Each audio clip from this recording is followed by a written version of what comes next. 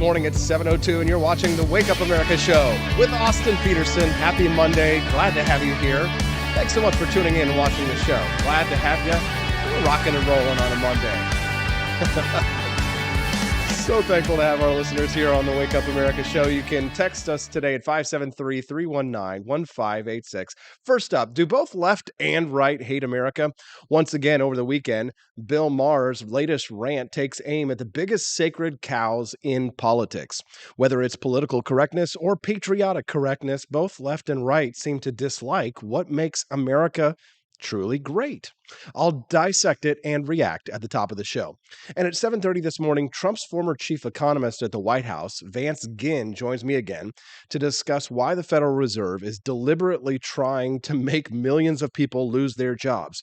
You heard me right. The Federal Reserve wants to increase unemployment. Don't believe me?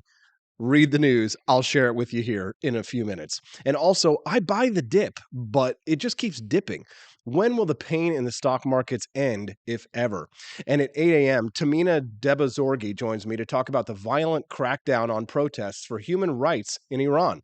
Can freedom-loving people of the Middle East make Iran Persia again? We'll discuss.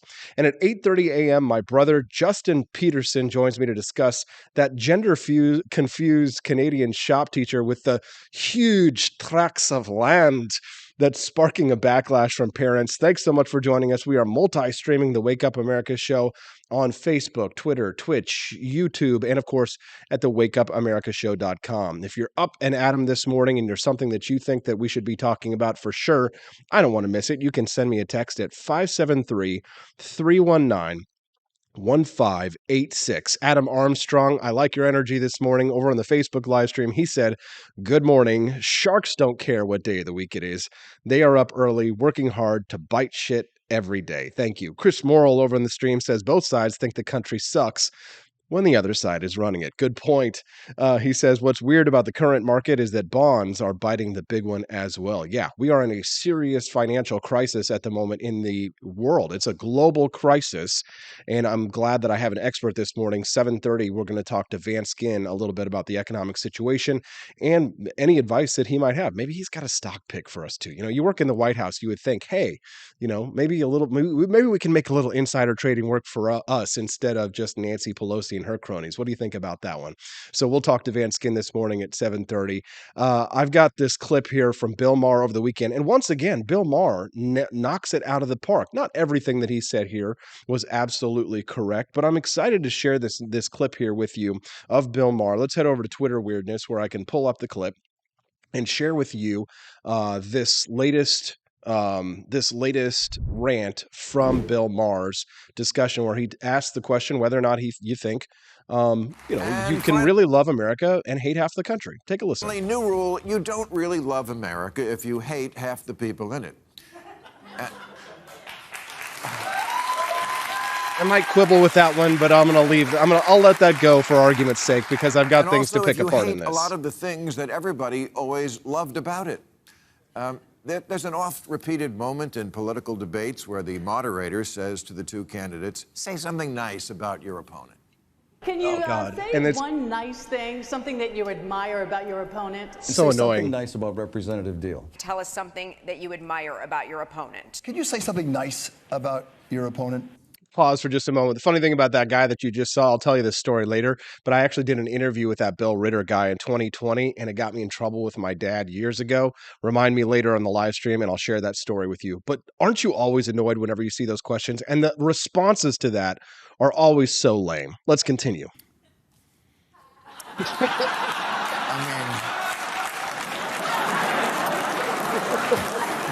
Let's go on. It's so awkward because the candidates just spent an hour describing how America would be an out-of-control dumpster fire if the other guy won the election. Well, that's obviously true in the case of Democrats, right?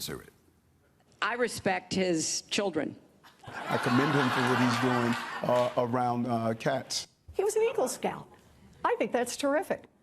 That you are a very well-dressed. Funny. Very good golf game. His two little boys. They are so cute. Okay, I say the next time we have debates, the moderator needs to frame that question a little differently, as say something about America that you like, because honestly, I don't know why the people who are fighting for this country so hard even want it anymore. I mean, it's a good point. For years and years, we've heard about political correctness. If you dwell on the right, and if you're a Republican or a conservative or a libertarian, that's our typical listener. Although we do have some lefties who listen to the show from time to time, right? It's easy to point out where the left, hates America and our institutions. I think that's probably why Donald Trump's "Make America Great Again" slogan was so popular, because a lot of people think that we've lost a lot of the values that truly make America great. And I agree with that. Political correctness has gotten out of hand. However, one of the problems, of course, is that we tend to have a blind spot on the right for the things that the right does that, I guess, are counter to American institutions. I'm going to let Bill Maher explain what he thinks they are, and I'll explain where I agree and where I don't agree as we continue along down this path. Let's take a listen. Republicans, I'll start with you. I really want to know, what do you like about America? It's not democracy. No. You stand with the president who tried to pull off a coup. No. And a dozen Republican nominees for Senate and governor in this year's midterms say they absolutely will not commit to accepting the results. Okay, but that's not necessarily been an entirely right-wing phenomenon in terms of accepting the election results. And I mean, hasn't that been going on for quite some time? Whenever races are close here in the United States, I mean, wasn't Stacey Abrams' whole deal that she didn't lose the governor's race in Georgia? I'm not just trying to play whataboutism here. Yeah, the Republicans are guilty of this, but the sad thing is, of course, that it plays really well to their base.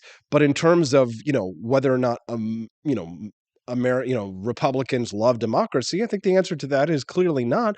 But again, what I don't understand is why the left refuses to have a conversation about democracy versus republic. The concept of and I think I know the reason why, because Democrats want to get rid of the Electoral College. They don't believe that we should have a representative republic. A lot of Democrats really truly think that we should have a direct democracy. Now, do I think that you should be able to go and vote for your representatives? Sure. Do I think that, even ballot initiatives like we're going to have here in Missouri, wrong-headed as they typically tend to be, should be allowed? Sure. But do I think you should have to vote on absolutely every issue that comes up? No. And I mean, these were grade school to middle school level conversations that I was having back in the 1980s when I was in school. I don't know if kids are not having these discussions anymore in college, but or in high school or in middle school, but it just seems as if we're not talking about that. And the left refuses to acknowledge the whole representative republic part of this one. Let's continue on this one. Elections only count when we win them. That's what America is to you now? Yes. That shows more disrespect for the flag than any football player ever could. Yeah. Football man didn't stand for the flag. I never got triggered by the whole, not standing for the Pledge of Allegiance Utah thing. Senator Mike Lee says outright, we're not a democracy. No, Amen. not the way you want to run things. Yeah, no, exactly. But I mean, Bill thinks he's got such a gotcha moment here on this one. Oh, we're not a democracy, because he's refusing to engage Mike Lee on the point. He's evading the point and trying to act as if, Mike Lee wants to institute some kind of a fascist authoritarian, state, when in reality, the opposite of that is true. So Bill's being disingenuous here, but let's continue. This year, at least 27 states have introduced or enacted laws that restrict voting. Okay. If you say you love America, don't you also have to love the idea of everyone getting to vote? No, you don't have to. Everybody of a certain age, can vote, and we can have a conversation about felons voting and all that kind of a stuff, this kind of stuff later. But there have to be some kind of hurdles that you have to cross in order to institute force on your fellow man. Voting is force through by other means, right? By going to the ballot box and voting for or against something or here or there, you are inherently saying, I wish to use force against my fellow American in order to institute this policy or this plan. That's what voting is. And that's why a lot of anarchists don't vote, because they refuse to initiate force against their fellow man or to participate in a system which they see immoral. And sometimes that's quite tempting to me to follow along with that, even though I do vote. But yeah, I do think that in order to vote, you ought to have to be able to do things like show an ID, show who you are, declare who you are before you use force against your fellow citizens. I know most people don't see it that way, and certainly Bill Maher here does not see it that way, but that's the truth, whether they like it or not. Let's continue. Don't you have to love the peaceful transfer of power? Yes, I do love that. I do love the peaceful transfer of power, and that is something that I think separates, a lot of Republicans these days from your standard conservatives or libertarians who are still on board with the peaceful transfer of power. And I know a lot of Trump supporters who don't support what happened on January 6th. I know a lot of Donald Trump supporters who said, yeah, all those people who broke glass and were destroying property in the U.S. Capitol were criminals and they should be prosecuted as such. Let's continue on.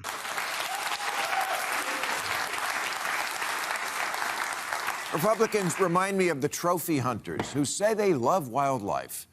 Yeah, then why do you shoot it? I mean, I could see your point on that one. Yeah, sure. I don't go out there and hunt big, beautiful animals and kill them because I think I like them to survive. Like, I have deer hunted in my life, but we don't shoot the ornamental deer in my backyard, right? If I wanted to do something like that, I would go out and do it on a farm where where we have a preserve and things like that. But, that's one of those things where you're just never going to convince the left on the fact that, in many of these hunting preserves in Africa, for example, where exotic animals are hunted, they use the massive amounts of money that are brought in to actually help stimulate the population and to help to preserve many of these animals. Many of these animals were dying. A lot of these animals, like these elephants, have to be killed, or else they're going to kill a lot of the younger males that they're trying to grow up in order to increase the population. But you're never going to convince limp-wristed liberals or females on this issue like this, because they cute animal is, shooting animals is bad because they're very cute, and the cuter the animal, the worse it is. But you're just never going to convince the left on, or ladies on this one. Sorry, ladies.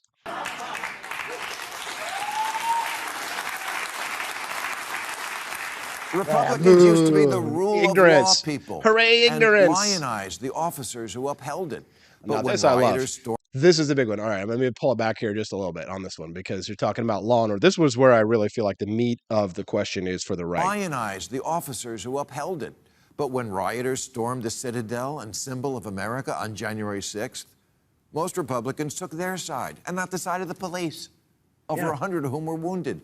Fuck the police. That is the clarion call of the Republican.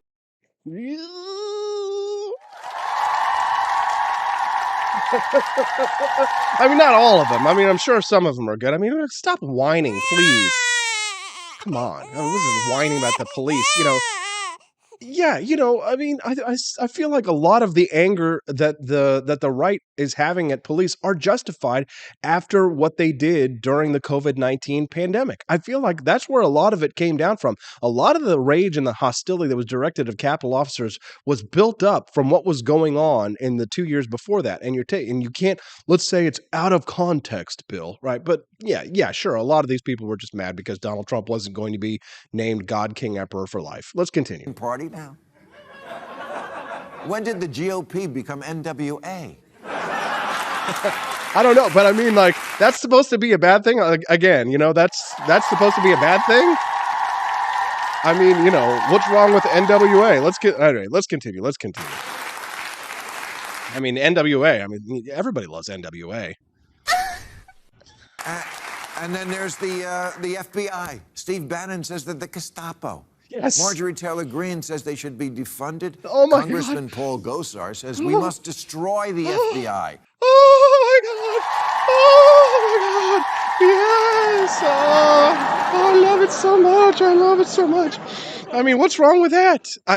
Again, what Bill Maher is criticizing here for Republicans in their positions in the past, I gotta say, I mean, I think that this is This is a huge step forward. As a libertarian Republican, defunding the FBI, destroy the FBI. The FBI is the Gestapo. I mean, I got to say, come on, let's give us some.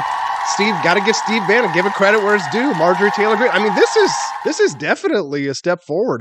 Chris Morrill on the live stream says the current distaste for law enforcement on the right is 99% related to them being mean to Trump. Okay, Chris, fine, but can't I just let me enjoy things for once? One listener texted in this morning, says, let's say we're taking a vote at work regarding work policies. People who do not work there are walking down the street and casting votes. Is that okay? Good point. Good point.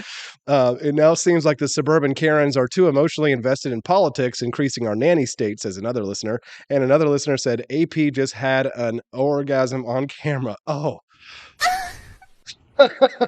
I'm adding all kinds of new elements to the show every single day. New music, new sounds, all kinds of fun stuff. Text the show, 573-319-1586. That's right, 573-319-1586. You don't want to miss a single minute of the Wake Up America Show. WakeUpAmericaShow.com.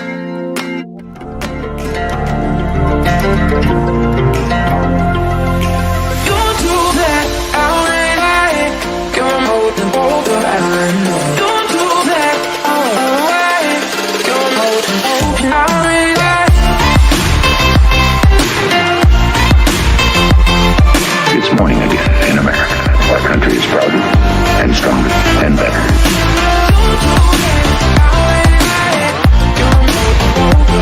I like shooting things, but whenever I can't shoot something, I like to cut things. My life isn't all about shooting and stabbing and cutting, though. Sometimes I have to do actual work, but when I work, I still like to have fun.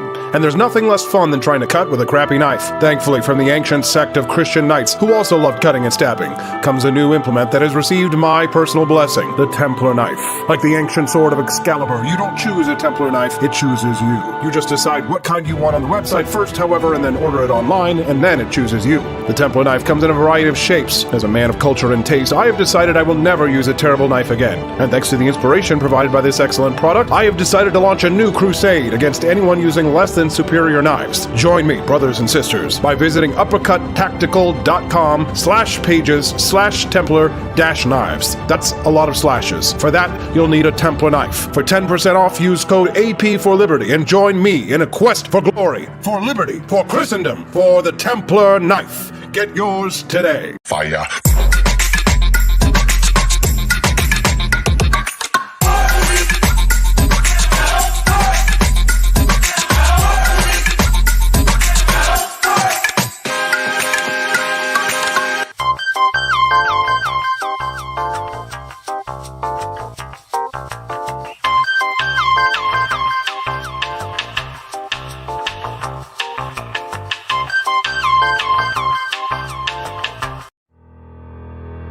Your printing company stinks. They charge you too much money and they don't love America enough. We've got the solution. Patriot Printing USA. Whether you're running for office, saving souls, or just need business cards that will get you the new job you've been looking for, Patriot Printing USA has got you covered with the best prices around. Palm cards, brochures, bumper stickers, door hangers, you name it, we've got it. PatriotPrintingUSA.com. That's PatriotPrintingUSA.com.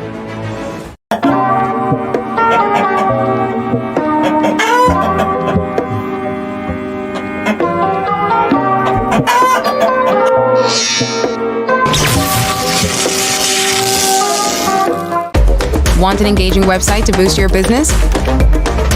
You're just a click away from 5-star Fiverr talent. Hundreds of freelancer skills like web design. Head to Fiverr.com today and get something started.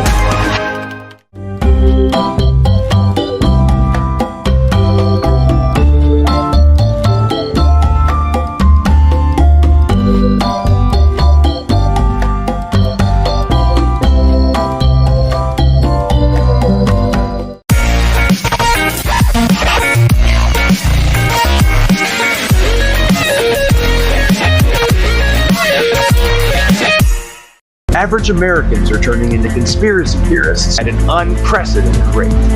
Flip City Magazine was created for new converts to aid in their in-depth research along the path of absolute truth. We offer the hardest-hitting news and opinion delivered uncensored in print directly to your door.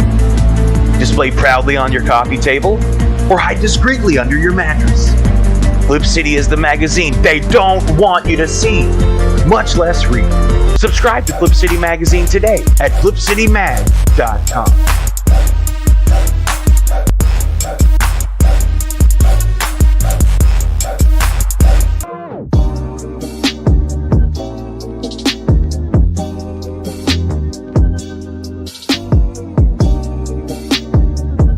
I would remind you that extremism in the defense of liberty is no vice. It is better to settle these matters in the courts than on the streets, and new laws are needed at every level. But law alone cannot make men see right.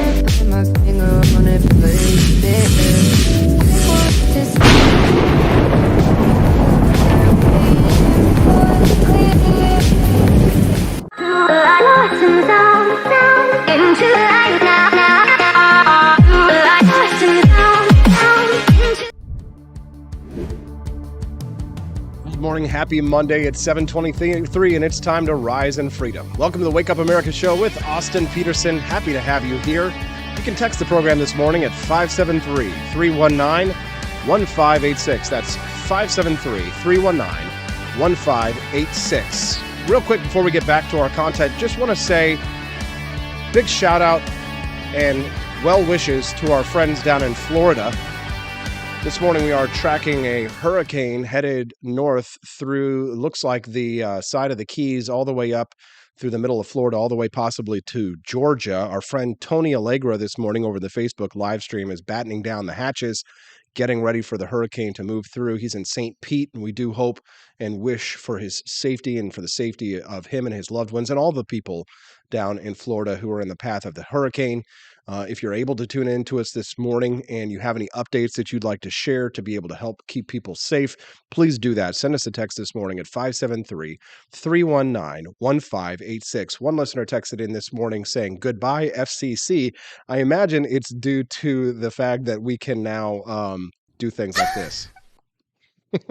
Do things like that and also play things like this. Oh my God, bro. Oh, hell no, man. What the fuck, man? Get your ass on, boy. Get your goddamn ugly ass on. Yes, goodbye, FCC, and good riddance. Our show is completely independent and supported only by listeners by you. Also, don't forget, real quick, before we get back into the content, that we are going to be giving away the big wooden sign today that says that freedom is natural, tyranny is man-made, with a picture of the AR-15 on there. It says, "shall not be infringed." Now, how can you register to win this awesome wooden sign that you can hang up at your house, in your shop, or wherever you like? Well, there's two ways. One, you can become a supporter by registering at wakeupamericashow.com/support. So everybody who is a supporter, a supporting member of the Peterson's Patriots team and above is entered to win. And also people who are like Freedom Ninja levels and as well as Don't Tread on AP. So even if you're a $5 a month supporter, which I'm super grateful for, then you are entered to win. But if you can't afford to be a monthly supporter, no problem. You can get a free entry into this just by giving us your email. All you have to do is go to AP4Liberty Shop. That's AP4Liberty Shop. .com, and then at the very top you'll see the picture of me and Doug holding the sign, and underneath you just have to give your email address. All right, so let's get back to the content here and continue on with this epic rant by Bill Maher where he's talking about why left and right both hate America. Let's take a listen. What? The FBI is not American now? Man, yes. FBI agents are so square they yell "for" when they ejaculate. So square. I mean, how can you? This just shows a complete ignorance as to the history of the FBI. The FBI has been corrupt since its foundation. I mean, does he forget J. Edgar Hoover? Does he? Martin Luther King? You know, the way that they spied on political activists here in the United States. I mean, the FBI has been corrupt to its core, again, all the way back to its foundation. So seeing people like Marjorie Taylor Greene and Rep. Paul Gosar and Steve Bannon say things like this, it warms the cockles of my cold, cruel libertarian heart. Let's continue. I mean, come on. Who loves the FBI? The left loves the FBI because they use it against their political opponents. Am I right? I think matching windbreakers are cool. Their flag pins What a have joke. flag pins. I mean, it's a joke, obviously. I mean, obviously, these are jokes, but he's not, again, he's sidestepping the point there. And I think the part is, honestly, I think the reason Bill Maher is doing stuff like this and saying some of these things is just because he's getting attacked from the left so much these days because he's gone off the reservation. He's wandered off the plan to the Democratic plantation so far that he's got to make these kinds of points, but he's got to know that that's not true. He's not ignorant of the history of the FBI. Come on, let's continue. And the military, it used to be in the same category, the bedrock of the super patriot crowd. Okay. But Trump began his first campaign by doing something that up till then was unthinkable. He mocked and derided a war hero, a Republican war hero, who'd been shot down, imprisoned, and tortured. And it was not a bridge too far for Republicans. I disliked McCain before it was cool. I just want to say, 2008, I voted Libertarian.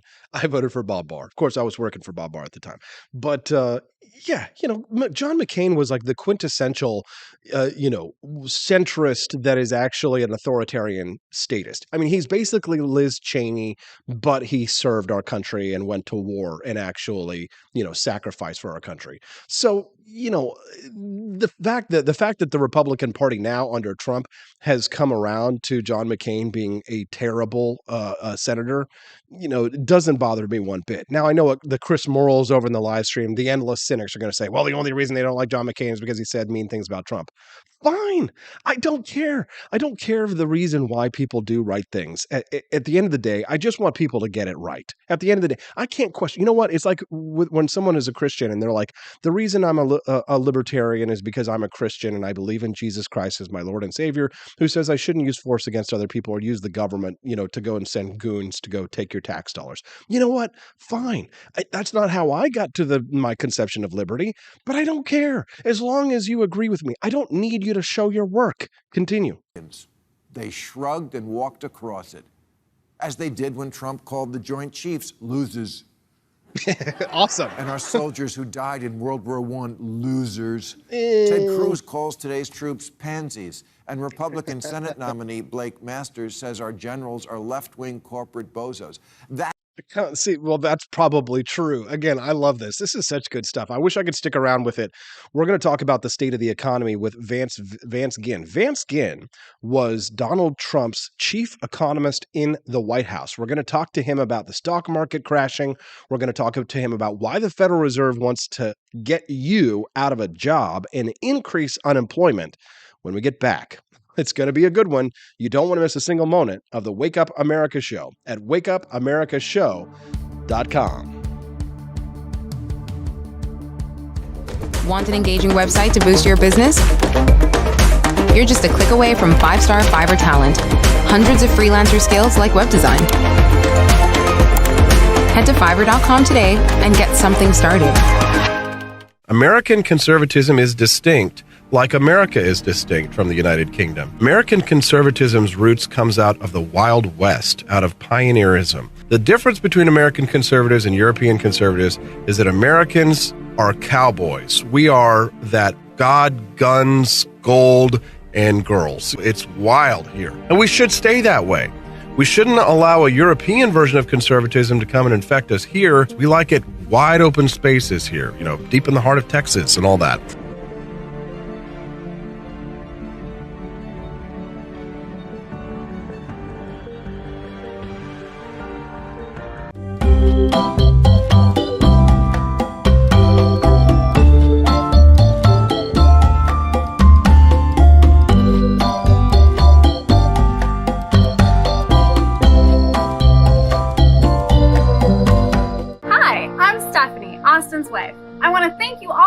The Wake Up America show with Austin Petersen. This show has been a huge venture for our family, so we would love it if you could join us. I believe in liberty, and I believe in Austin's ability to spread the ideas of liberty. Do you? I want to ask you today to join Petersen's Patriots with a pledge of $17.76 a month. Help us to stay cancel-proof so we can spread the message of limited government across the country. I joined Petersen's Patriots myself, just in a little different way.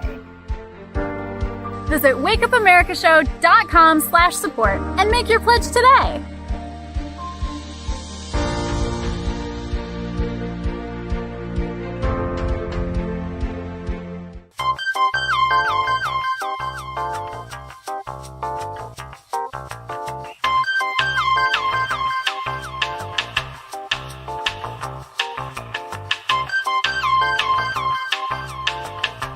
average Americans are turning into conspiracy theorists at an unprecedented rate.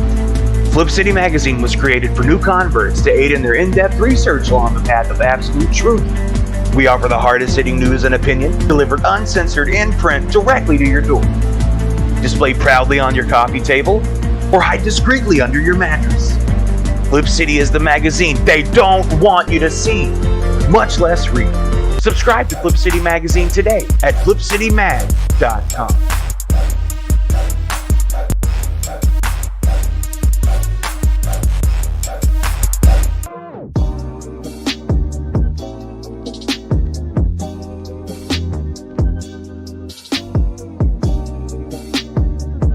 Speaker Pelosi's husband, Paul, made a big investment in chips just before Congress votes on a bill that would give $52 billion in subsidies and tax credits to the chip industry.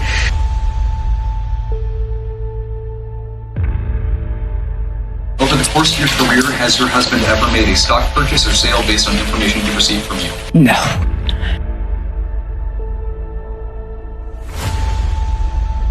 And I believe if you come to our border, you will be turned back. Do not come. Do not come. Have you ever received a royalty payment from a company that you later oversaw money going to that company? You know, I don't know as a fact, but I doubt it. Well, here's the thing is, why don't you let us know?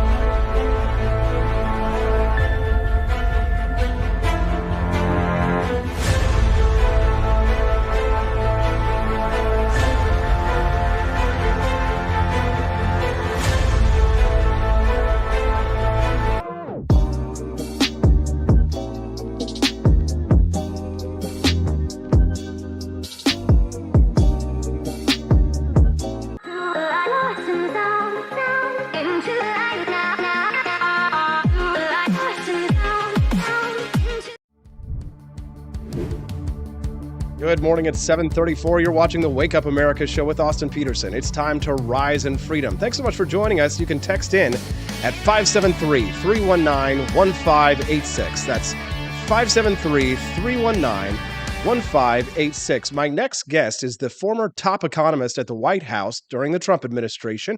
He's going to join us to talk about the stock market crashing.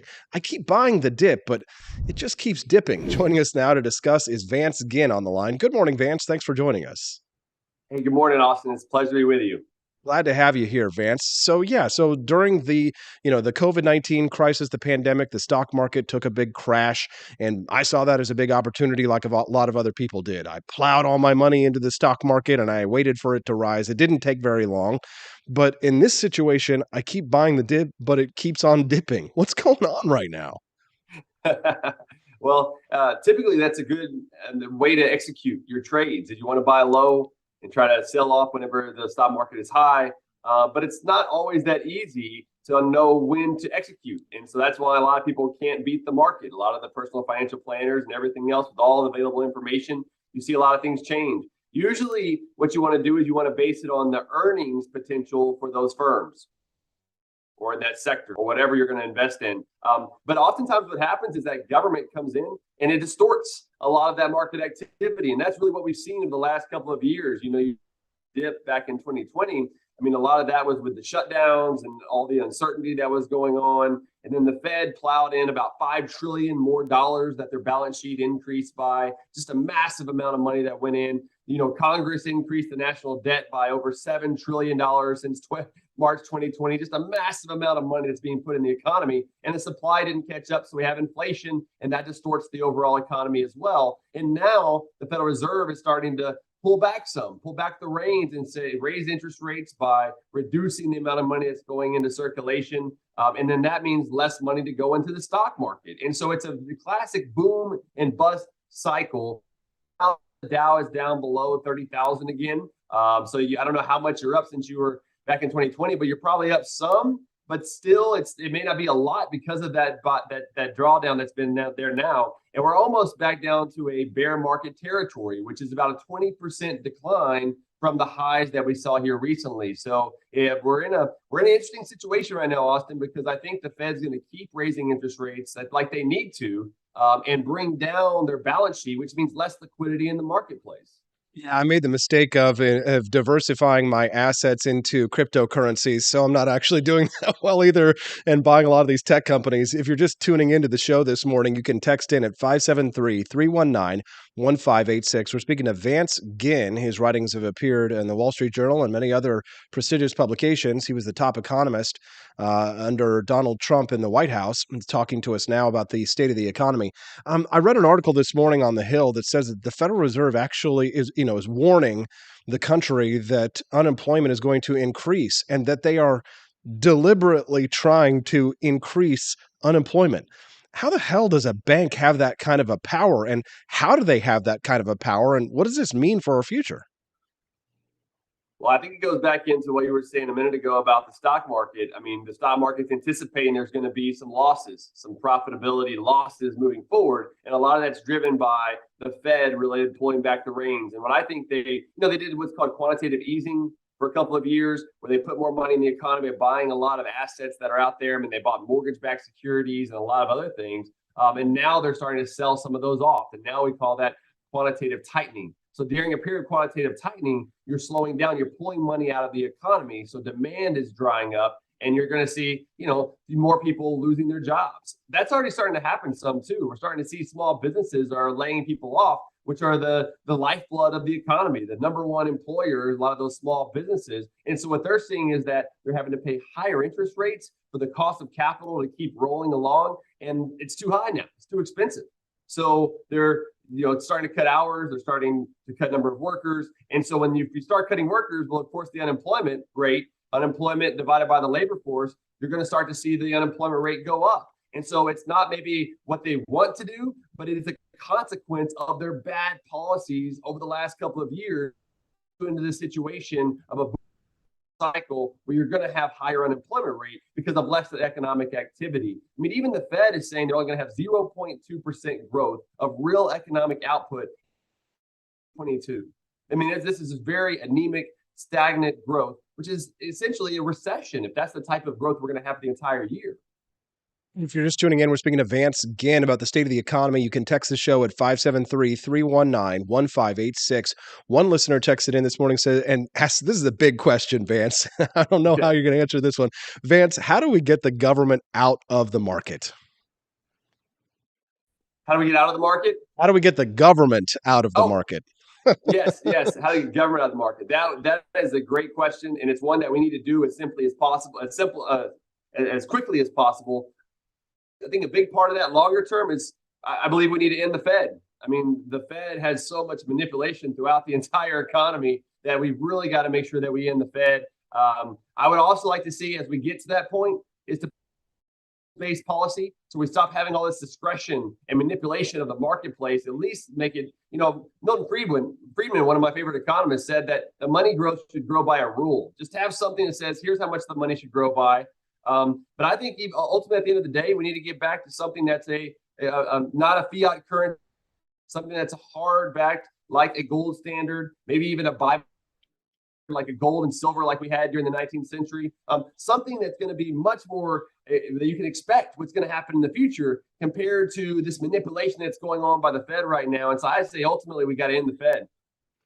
Okay, pause here for just a moment, guys. Can we just bask in that delightful phrase and just knowing who you are and who you worked for and what you've done in the past? I mean, it just, when a lot of libertarians give me hell for voting for Donald Trump in 2020, knowing that you were there, that you were affecting policy, I have to say, Vance, it just makes me feel so much better for my vote. And can I ask you a political question, Vance? Do you think your former boss runs again?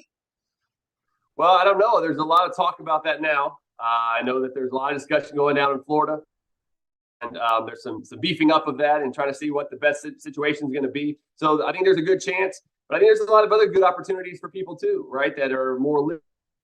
Of course, Senator Rand Paul, I've always enjoyed him and the great ideas that he has that are out there. I know Governor DeSantis is another one who's looking to run. So there's a lot of good opportunities that are out there, even. And so we'll see what happens, but we still got a little ways away. You're just Austin. I mean, regardless, we got to get away from this big government cycle that we're in. I mean, I think oftentimes it becomes Republicans and Democrats, right, that are both getting into this mindset of big government. And I hope when hopefully the cavalry comes, as Larry Kudlow likes to talk about it in November, is that this cavalry really brings in limited government. Kevin McCarthy brought up, this commitment from the Republican side in the House last week, which I think has some good overviews, like a 30,000 foot level. But what are the details? Let's actually see what these details are going to be. Well, if you like what you're hearing this morning, give us a like on the live stream and share it with a friend. You can send us in a text at 573-319-1586. Vance, if the worst should happen, let's say this fall that the Democrats manage to hold on to the House and the Senate, does that mean that we're going to in for some more economic pain, would you say? Yeah, I mean, my guess is the Republicans will take the House, probably not the Senate, but we'll see. But I think what you'll want to, I do think that there'll be more pain before there's going to be relief again, whether it's going to be the Democrats or Republicans, honestly, at least initially, because the Fed is going to have to pull that, pull out money out of the circulation, unless they could come up with some good supply side sort of growth as well by reducing taxes on individuals and on businesses as well, along with cutting spending. I mean, look, spending is also manipulation of the economy. It distorts economic activity. Spending should only fund limited constitutional roles for government. And I think instead of having a $6+ trillion budget, we should be closer to $1 trillion. I mean, pay for some national defense, pay for a court system and a justice system to uphold private property rights, maybe a couple public goods, and then that's it. The rest of it should be done to the states and the people. And if we get back to that level, just think about the economic juggernaut that we would be as a nation. I just love you're just hitting on firing on all cylinders this morning, Vance. We love to hear it. You can text us in again, 573-319-1586. All right, so you're giving me a little bit of optimism here. If the Republicans manage to hold on to the House or manage to take the House and manage to at least keep the Senate a little bit split, is it possible that Joe Biden could pull a Bill Clinton? I mean, Biden is I think people say he's a little bit more moderate because after Bill Clinton got shellacked in the midterms in the 1990s, he turned around and said that the era of big government is over. Is it possible that if the Republicans just give the Democrats an absolute shellacking this fall, is Biden man enough to be able to stand up to the progressive base of the party and say, no, we're not going to enact this big government agenda. We need to turn around. We need to tighten our belts. Or do you think that he just continues to pander to his progressive base? Well, you're right. Bill Clinton was different. I mean, whenever he came in, you had the contract with America with Newt Gingrich and everything, and big era government is over. They also had welfare reform. Spending was kept in check, which is why we ran a couple of budget surpluses there. I mean, in 4 years in the last part of the 90s, that was a huge part of that, and we had longer term economic growth. However, I really don't think that Biden is like Clinton, unfortunately. I think maybe internally he might be, but his staff and his administration are all built on highly progressive individuals that are all about division, that are all about making sure that the other side doesn't get any wins, quote unquote, wins along the way. And so instead, what I think we'll see is that we'll have a split Congress, which oftentimes can be good. They don't do as much. But I think what it'll mean is that Biden will come through and do a lot of executive orders. They're already putting out their tentacles with student loan quote unquote forgiveness, this redistribution scheme that's going on, and other types of things to see how far that they can go. And so I think in the new year, this new Congress and everything, there'll be a lot more executive orders on energy, on the environment, going after fossil fuels. ESG was just the beginning of what we're going to see, which is one reason why I think federalism, which I think is so important in the United States, right? It was a big part of our success, is that we allow for states to have a little bit more authority in cutting taxes, cutting spending, to really be able to withstand all the nonsense that's coming out of Washington, D.C.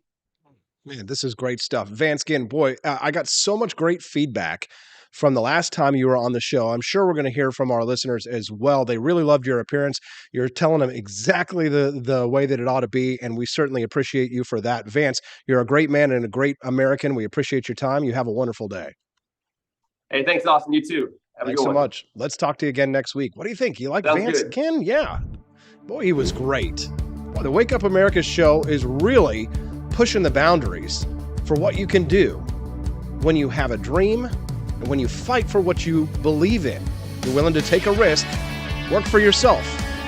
You know, I'm not unemployed, I'm fun-employed. It's people like you that are making the dream come true. We've got lots more great show to go. Tahmineh Dehbozorgi, she's from Iran. She's going to catch us up on the violent crackdown on protests. What's happening over there in the Middle East? Can they make Iran Persia again? And at 8:35, we'll talk to my brother, Justin Petersen, about that one Canadian shop teacher with huge tracts of land and how she's driving parents insane. All that and more on the Wake Up America Show at wakeupamericashow.com. I enlisted as a medic to be there to help my patients, and after an injury, I found myself as a patient. I experienced post-traumatic seizures. Depression is a big one that comes along with it, PTSD. So I pursued my PhD in neuroscience and regenerative medicine. The coalition has helped fund my academic pursuits. They genuinely care about helping the vet in whatever way that they can. Through supporting the coalition, you're supporting some of the veterans that have the biggest needs. Visit saluteheroes.org to learn more.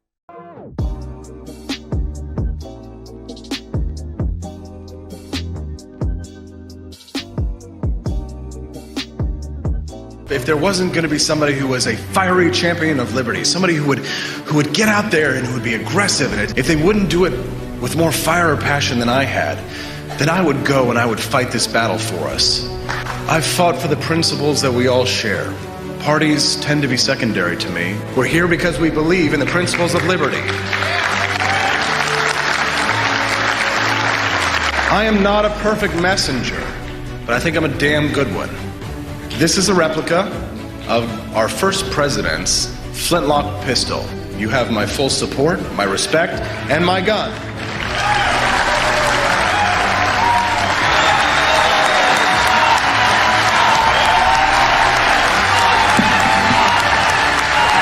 Thank you very much.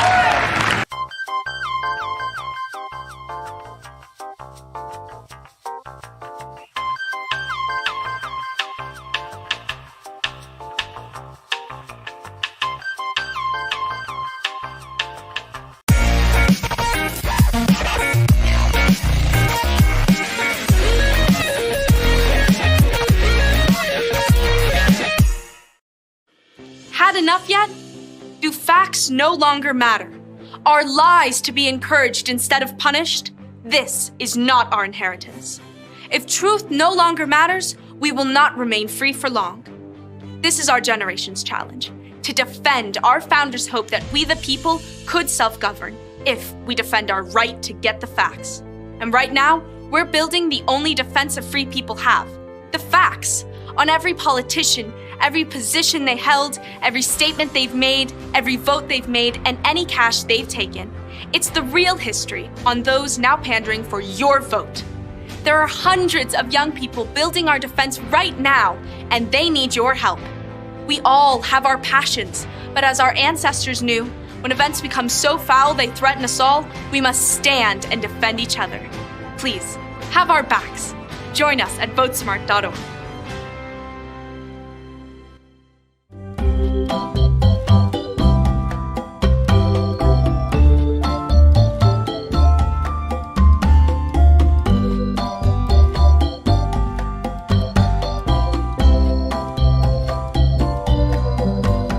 What would happen if I had to pick up the phone, call 911 for one of my family members or one of my neighbors? What would I do if no one was on the other end to respond? What if there was no 911?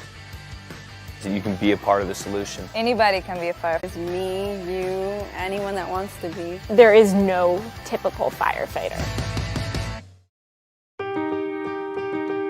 As the world faces the challenges of the ongoing COVID-19 pandemic, Lions recognize that kindness matters now more than ever.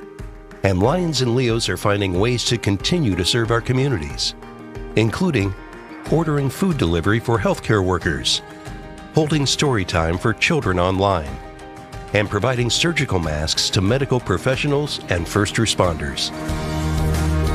Empowering us to do more, Lions Club's International Foundation has provided nearly $2.5 million in grant funding for COVID-19 relief.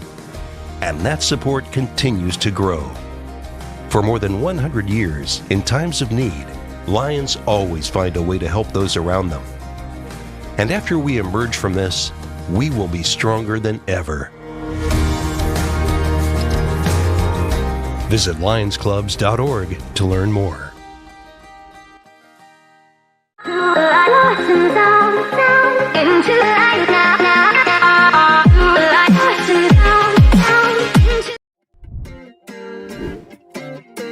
Good morning, it's 7:53 and it's time to rise in freedom. Welcome to the Wake Up America show with Austin Petersen. It's me, AP. What do you think of Vance Ginn? Isn't he awesome? I mean, how cool is that? You got to watch the Wake Up America show so you don't miss all of our awesome guests and topics like Tahmineh Dehbozorgi. She's going to be joining us here in just a few minutes to talk about the situation in Iran. And then my brother, Justin Petersen, at 8:35 to talk about that Canadian shop teacher with the gigantic, well, what do you call him? It's going to be a great show, and you don't want to miss a single minute. Real quick, though, I want to let you know that the AP for Liberty shop is open. I saw my buddy Mark headed over to AP for Liberty shop this morning and got himself a new t-shirt. We've got a Halloween collection that I think you're really going to like. Let me switch over there so you can take a look. Check this out. So we just sold one of these shirts. Due to inflation, this is my Halloween costume. Now, I know a lot of you are getting older and you're like, I don't want to dress up for Halloween, but you still got to wear something. So if you want to make a splash on Halloween, not spend a whole bunch of money and still be able to kind of like, quote unquote, dress up for Halloween, then these great libertarian t-shirts are for you. Just head over to apforlibertyshop.com. You'll see the Halloween collection if you scroll down on your feed. This shirt, we just sold this one. Due to inflation, this is my Halloween costume, although this is just kind of my favorite, this one that just says government in scary letters. And you could just go around the party and be like, I'm here to help, right? But not only do we have like cool Liberty t-shirts, things like this, where it looks like you got like a couple of guns, sun's out, guns out, right? Perfect for a party. But we've also got for our Trump fans, Make Halloween Great Again with an orange pumpkin on there. And this is weird. So Stephanie called this out yesterday, this Skull Queen cameo necklace. So I actually put this on the shop before Queen Elizabeth died, and it's just kind of weird timing, but I don't know. I did the Skull Queen cameo. I thought was kind of interesting. American Horror Story, and then, random SpongeBob SquarePants for your dog. You can also, this is hilarious, ride Donald Trump on the, it's like just a ride on shoulders, President Donald Trump pants costume. If zombies chase us, I'm tripping you, nothing personal shirt. And if you have a cat like Chris Morrill does, Chris, I really think you need to get your cat one of these sombreros for your hat. So yeah, and of course a wampa for all the Star Wars fans. Turn your dog into a wampa from Star Wars. Really good prices. Head over to apforlibertyshop.com and check that out this morning. Let's continue on with that Bill Maher topic over the weekend, where he was dissecting what left and right hate about America. He's just finishing up what he thinks the problem is with Republicans, and he's getting ready to go into the problem with Democrats. That's the patriotic view of our military brass. Maybe that's why Trump said he wished they acted more like the Nazi generals we fought in World War II. Yeah, we won that one, by the way. Yeah, no, duh. So I ask again, if you don't like democracy, voting, the FBI, the military, and cops, what? Pause. Okay, how many? Can we pick and choose? Can it be a la carte? Does it have to be either or? Can we have a slice of pie without the ice cream, perhaps? All right, let's continue. About America, do you like? What about America do I like? I know, the Constitution. Yes, that's right. The grand old. Oh, what's that? Congressman Lauren Boebert says what? She says, I'm tired of this separation of church and state junk that's not in the Constitution. But it is in the Constitution. And what conservatives, of course, will say, well, it doesn't explicitly say that it's separated in the Constitution. It doesn't say separation of church and state. Right. That was a letter that Thomas Jefferson wrote to the Danbury Baptists. And I'm not going to go into an intense theological discussion at this point right now. But the fact is that we have a historical tradition of a separation of church and state in the United States. That started to change in the 1950s because people were terrified of communists, and communists are stupid atheists and, the communist regime, the stupid communist regime of the Soviet Russia were atheist, and so people started getting, using that as, a way to attack communism. And in the meantime, there's nothing wrong, I think, with being secular or being an atheist or being agnostic. But, I think Lauren Boebert and other people say things like this because it plays well to the base. Not because it's true, but because it's not true. But I think it's because it plays well to a conservative Christian base. Let's continue. It's another one of those pillars of this country that if you don't believe in it, it makes me wonder why you're fighting so hard for this place at all. And that... The power, Bill. Duh. Because it's about power. And that is what's so odd about this time that we're living in. For all the talk about fighting for the soul of America, nobody seems to like it very much. Well, too many liberals give the impression that to them, America's just a big, ugh. Yeah. The red, white, and ew. A country that started out bad and will always be bad. Founded on an unrelenting history of sucking and unable to change. But we have changed a lot. Yes. Democrat Cori Bush tweeted, "This land is stolen land and black people still aren't free." And this was on the 4th of July. On the 4th of July. Not that I give a shit about the 4th of July. I've never been a rah-rah guy.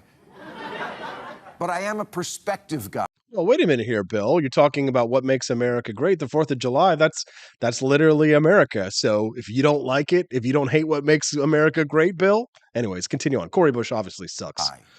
And that's what too much of the left has lost, perspective. 72% of black people under 30 are optimistic about their future in America. Well, they should be. be. Way more than white people the same age. I wonder why. And as far as the land goes, yes, I guess we could change the name of Captain America to Captain Stolen Land. Well, I never saw Captain America. Honestly, to all the people who start every public event now with one of those land acknowledgements where they say, "I'm standing on land that was stolen from the proud indigenous people of the Chumash tribe." Yeah. I say either give it back or shut the fuck up. Amen. Amen. Let's get some cheers. All right, I got to go to a commercial break, and then when we get back, we're going to speak to Tahmineh Dehbozorgi. We're going to talk to her about the status of freedom in Iran. Violent crackdowns on protests for human freedom. We're going to talk about that when we get back on the Wake Up America Show at wakeupamerica.show.com. Hello, my name is Kelvin. Welcome to Frenchy Bush. This is my Didi's website. Now I've decided to speak to you with my real voice for the first time ever to tell you about how cool Frenchy Bush is. But I've decided that this is the perfect opportunity to share with you. Frenchy Bush is a good website. You should follow us on socials. If you like Frenchies or any kind of bulldogs, me and my new brother George are going to try to make your life more fun. Hello, I'm George. My neck isn't really thick yet, but it will be. We are so glad you're here. Please ignore my floating eyeball. It helps me spot predators who might be approaching from the sides. Didi made Frenchy Bush to review things that he uses on me and my brother to tell you if it's good or bullshit. Take this collar, for example. Didi really likes it. Didi said it's really handy because us Frenchies got thick necks, need something really tough. People think Frenchies are little, but if you look at us from below, you can see we are really pretty buff. Beefcake, yes. Look at my creamy thighs and chest. Yes, you like that? Big brother, please focus. Frenchy Bush. Please follow us for more great content and read the Frenchy Bush blog for more fun and cool stuff.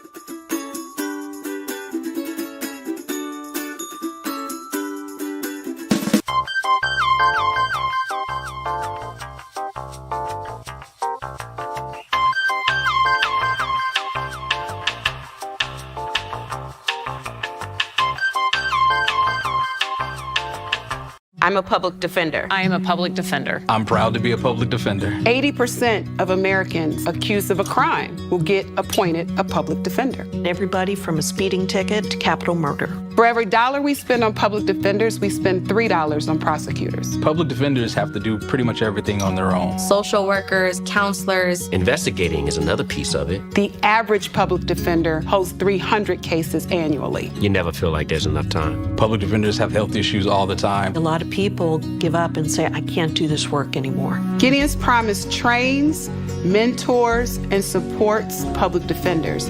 There are a lot of people who say that they would not still be public defenders, but for Gideon's Promise. It's fueled me to continue on in this fight. Gideon's Promise has changed the face of public defense. People see us as troublemakers.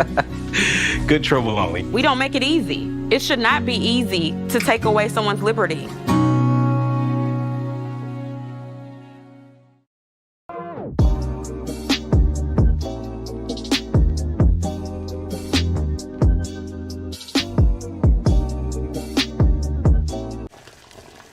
Ever hear the one about the frog?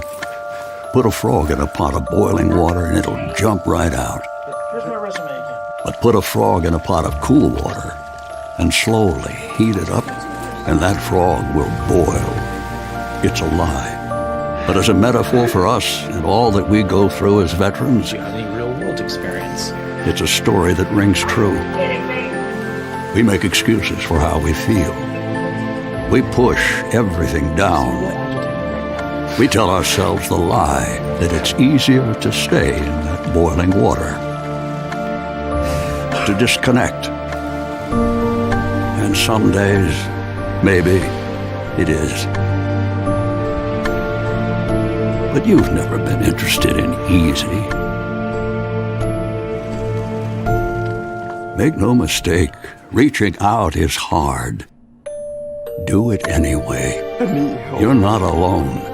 You've got this. You are not a frog. Find resources at va.gov/reach.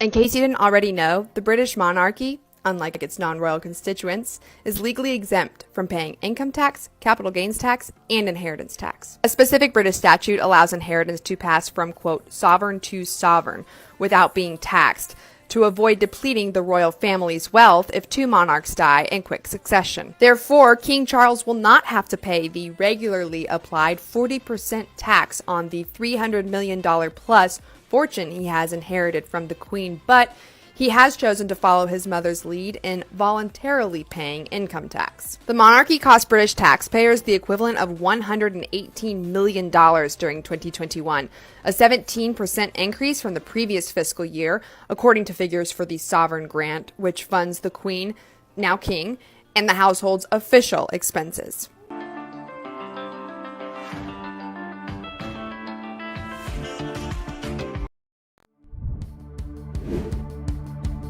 Good morning, it's 8:06 and you're watching the Wake Up America show with Austin Petersen. Delighted to have you here. Thanks so much for tuning in. You can text the show at 573-319-1586. Since 1979, Iran has been a dystopia. After 40 years of tyrannical rule, the Iranian Gen Z population is leading the fight against the Islamic Republic regime. The person who wrote those words, Tahmineh Dehbozorgi, is joining me on the line right now. Good morning, Tahmineh, and thank you for joining us on the show. Good morning, Austin. Thank you so much for having me.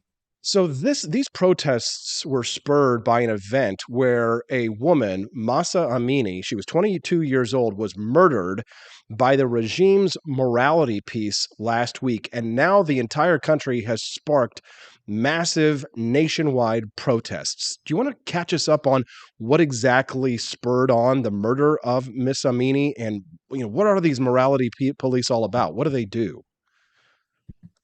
Every time I discuss the morality police, everyone thinks I'm kidding. Well, morality police is something deal. In the US, we call them the Sharia police and things like that. Well, in Iran, there is a compulsory hijab rule, meaning that women are forced to cover their hair. And throughout years, since 1979, the Islamic Republic has created this police force that their job is to technically harass women.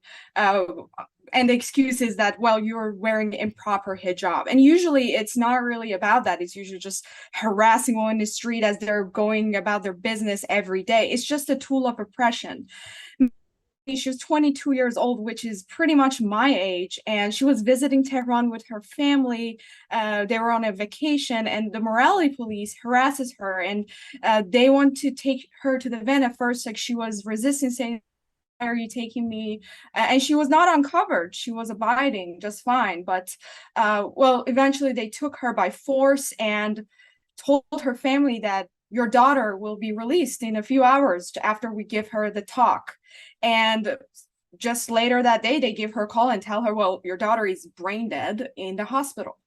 And the medical records show that she was beaten to death. And the Iranian TV and all the news channels have been denying that claim, saying that she had a heart attack or things like that. Well, all of it has proven to be false based on the medical records that have been leaked. And this has created so much unhappiness, and people are just very upset about this, because this is not the first time this is happening. It won't be the last time. And she just was an innocent bystander that is killed by this dystopian regime. And from what I'm hearing, she was complying with the regulations of wearing the hijab, but they say that she had just like a little bit of hair that was showing. This was her primary offense for which she was murdered. Again, this is yes, pretty much that. And as I said, this is not like, there's no logic behind this. It's not that they really go after people who are not complying. They go after random women by different excuses. The morality police is just a tool to create fear and oppress women. And this is just an extremely horrible incident that happened, and the government did it by purpose. They beat her to death. And it's just unacceptable. And the people will not stand for that, especially Gen Z. Our generation will no longer allow this government to kill us for their ideology. Amen. Hell yeah. If you're just tuning into the show, send us a text 573-319-1586. If you have a question for Tahmineh, send us a text. Again, 573-319-1586. I'm seeing videos, Tahmineh, that are coming out of Iran of people in the streets demonstrating, and incredible brutality by the police cracking down on protesters. Now, this, when I see these things, it's obviously it's devastating, but my heart soars, because I think, freedom-loving people around the country, around the world, would love to see Iran return to its roots, which was, decidedly more liberal than they are right now. On a side note, it's very funny, when I speak to a conservative audience, which I mostly do, I tell them I want Iran to become more liberal. I think, they would agree with me on that one, but the United States, not so much. But, is there an opportunity here, Tahmineh, or, is there a chance that Iran could, overthrow its government, overthrow Sharia law, and restore something back to what it was before the Iranian Revolution? Is the will there? Is the firepower there? I mean, do Iranian people have guns? Iranian people, unfortunately, do not have guns, but there's one thing that Iranian people have, which is courage. In the past 40 years, Iranians have been rising up in different times, and since 2009, and there was another uprising in 2020 as well, when the Iranian government shot down an airplane full of passengers, and they called it human error. So this is not a new thing. We've been going against the government in the past 40 years because this government doesn't have the consent of people. No one agrees with them, especially the younger generation will no longer tolerate it.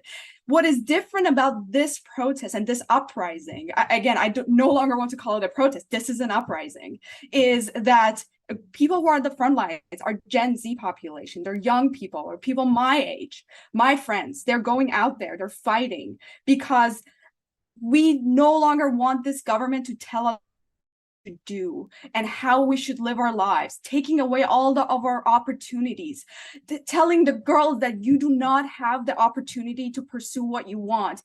Iranian people have been under severe economic hardships because of government's failed policies in the past 40 years. And the police is killing these protesters and individuals that are out there peacefully they were peacefully protesting. Police opened fire at them. Hadith Najafi, a 20-year-old girl, she was an Instagram influencer. She was out there fighting and the police shot her 3 times. And this is just unacceptable. A 20-year-old girl, she's so beautiful. She just got killed by the police. I mean, if this happened in the United States, I'm sure it would be more peaceful. Police wouldn't kill the protesters, especially if they're peaceful. They're going out there raising their voice saying we're unhappy with the situation. But no, they're not standing for it. They still want to oppress people. They're killing women on the street right now to tell them, oh, we did not kill that girl. If you're just tuning in, we're speaking to Tahmineh Dehbozorgi. You can text the show at 573-319-1586. Tahmineh, one of our listeners texted in this morning and asked a good question. How does this protest compare to the Arab Spring? Well, the Arab Spring, I would say the Islamic Republic is a much worse government than the governments that were overthrown during the Arab Spring. And the difference is that, the Arab Spring in like Tunisia, in Egypt, a lot of them started from the capital city of those countries. This protest started from smaller cities across Iran, especially in Kurdistan, which has always been in the minority, and it just spread everywhere like wildfire. And it was somehow shocking to watch this happen. Like Arab Spring was more of a trend going on inside the region. This just happened as a result of this one incident. Was like the straw that broke the camel's back. There was a real murder that happened, and it also is led by young people. However, there are normal people fighting during the Arab Spring. There are all these groups. They wanted power. They wanted to overthrow the government. They wanted to have it for themselves. And we saw as a result, a lot of those countries ended up being as authoritarian as they were in the past. But this is different. This is fight for liberty. This is not for fighting for another group or another ideology. So that's the difference, in my opinion, from the Arab Spring. But the similarity is that, the extent is very large. It's going everywhere. It's like wildfire spreading across the country. And we're seeing that moms and dads, the previous generation that has always been silent and they have abided, they're also coming out because they're seeing their sons and daughters are going out there with bravery and they're getting killed. They're like, well, I'm not going to sit at home in peace and watch kids go and get killed. I got to go fight too, because they also had their fair share of problems. So this is a very just terrible, but at the same time, watching young people going out there and fighting for what they want, it just gives all of us so much hope that our country will be a better place. Tahmineh, if you're just tuning into the show, you can text us at 573-319-1586. We're speaking to Tahmineh Dehbozorgi about the conflict in Iran. Tahmineh, just earlier I was playing a clip from Bill Maher where he was talking about this woman, a Congresswoman named Lauren Boebert, when she was talking about how there's no such thing as a separation of church and state here in the United States. But I think that Iran is probably a perfect example of why church and state do need to be separated. Is one of the primary issues here the fact that the majority of people there in Iran are still so brainwashed by this radical form of Islam that they are willing to submit to this kind of a leadership? Is the problem that Iran does not have a separation of church and state? I can tell you that the majority of Iranian people do not agree with at least the version of Islam that the government is practicing, because I can tell you this is not at all what the real ideology should look like. And people do not agree with it. And I agree with you that the separation of church and state is very important, especially if you want to have a free society where both religion and secularism can thrive at the same time. Iran is a very diverse country. People have different religions. Not everyone is a Shia Muslim. There are Sunnis, there are Jewish people, there are Christians. And now they have to abide by the rules of a government, a theocratic government that doesn't even represent their values. So at the same time, there are a lot of people in the past that were faithful. They wanted to practice their religion in peace, and they didn't really care what other people do. Now those people are also suffering as a result of this, because even if you wanted to be a faithful person, you can no longer do that without somehow being affiliated with the government, because they have hijacked everything. So it's not good for people who are conservative and religious, and it's not good for people who do not believe in this faith or do not want to practice it. It's just a lose-lose situation for both sides. And Tahmineh, sorry to cut you off, but I'm running out of time here. And this is not just to score political points necessarily, but I mean, don't you think that the Iranian people would be far better off if they had been allowed private gun ownership over time? Is one of the primary problems with being able to protect your freedom the fact that the Iranian people have not been able to defend themselves with violence and with guns if necessary? Absolutely. I believe that gun rights are human rights and women's rights. And one of the first things that the Islamic Republic did is to take the guns away from the population, especially from the minority groups. And I was speaking to one of my professors who is a Second Amendment specialist at George Washington University Law School. And I told him that if my country had guns, none of this would have happened. We would still be free, and we would not be fighting for our lives in front of an armed government standing unarmed and watching our young people getting killed. Tahmineh, is there anything else that you think that our listeners should know before we let you go? Absolutely. Although many of us might think that we're far away, we live across the pond and there's nothing we can do about this situation. Well, there are a few things that Americans can do. First of all, United States government must ask its allies to denounce the Islamic Republic as a legitimate government of Iran, because they're not. They don't have the consent of their people. And our allies should close Islamic Republic's embassies in their country. We don't have an Iranian embassy in the US, but our allies do. So the United States government should tell them to close their embassy and just deport all their diplomats, because they do not represent the Iranian people. And Biden administration should just walk away from the Iranian nuclear deal. That would be detrimental to the Iranian people if they are accepted into the international community. Call your representative, ask Congress to facilitate those issues by passing resolutions within the Democratic Party and the Republican Party. The members of Congress have the power to stop Biden administration to enter these deals. Although there's a separation of power, the president has the power over this, but we know how that works. When members of Congress are not supporting, president will not go for it. And also, the United Nations should remove the Islamic Republic from the General Council, because they do not have a place there. I cannot disagree with a single thing that you just said. I absolutely support you. I wish for freedom and for peace for the good people of Iran. Tahmineh Dehbozorgi, where can people find more and follow you? You can find my articles on Orange County Register, ocregister.com. I have an authors page there, and also you can follow me on Twitter at DTahmineh, DETAHMINEH. And DMs are open. Feel free to text me anytime. I would love to speak with you. Yep. And if you're looking for the spelling of her name again after the show, just so you know, it is listed underneath. If you're just listening to us, you can see her name is listed on the live stream underneath her picture there. Tahmineh Dehbozorgi, thank you so much for standing up for freedom, and thank you for joining us on the program this morning. Have a wonderful day. Thank you, Austin. You too. Thank you very much. We still got lots of great show to go. What did you think about Tahmineh? Send us a text. 573-319-1586 is the text line. Do you think that this is the chance for Iranians? Man, I'll tell you, it's a lot harder when you don't have guns.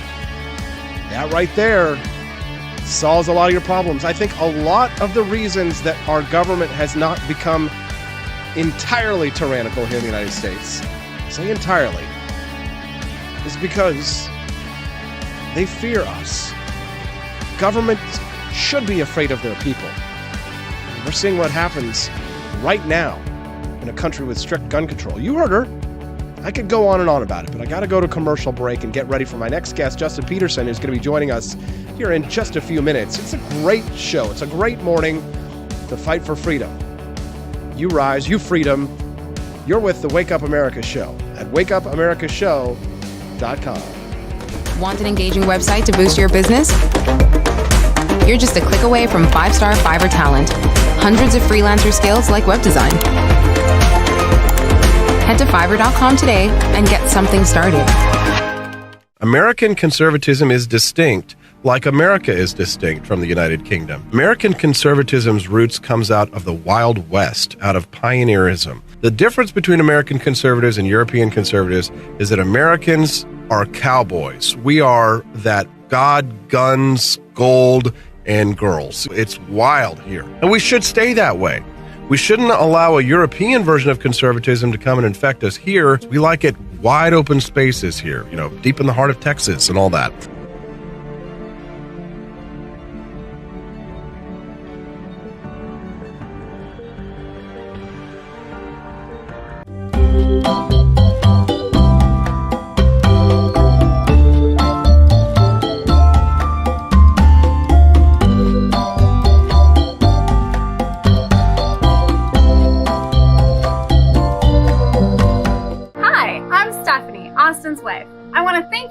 Watching the Wake Up America Show with Austin Petersen. This show has been a huge venture for our family, so we would love it if you could join us. I believe in liberty, and I believe in Austin's ability to spread the ideas of liberty. Do you? I want to ask you today to join Petersen's Patriots with a pledge of $17.76 a month. Help us to stay cancel-proof so we can spread the message of limited government across the country. I joined Petersen's Patriots myself, just in a little different way. Visit wakeupamericashow.com/support and make your pledge today.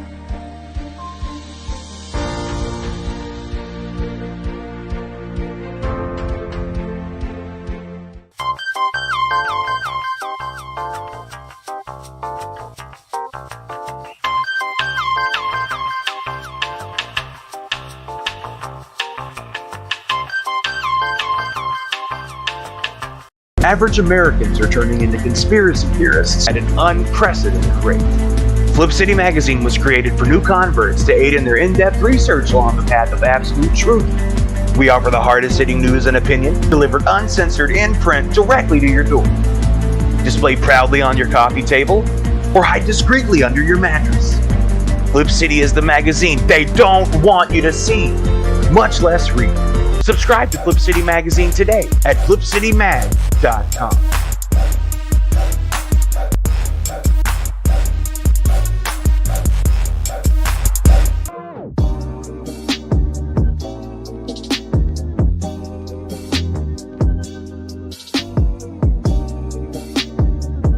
Speaker Pelosi's husband Paul made a big investment in chips just before Congress votes on a bill that would give $52 billion in subsidies and tax credits to the chip industry.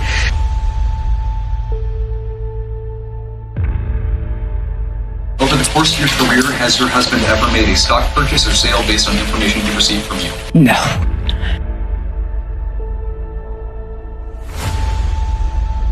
And I believe if you come to our border, you will be turned back.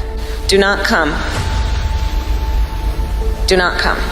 Have you ever received a royalty payment from a company that you later oversaw money going to that company?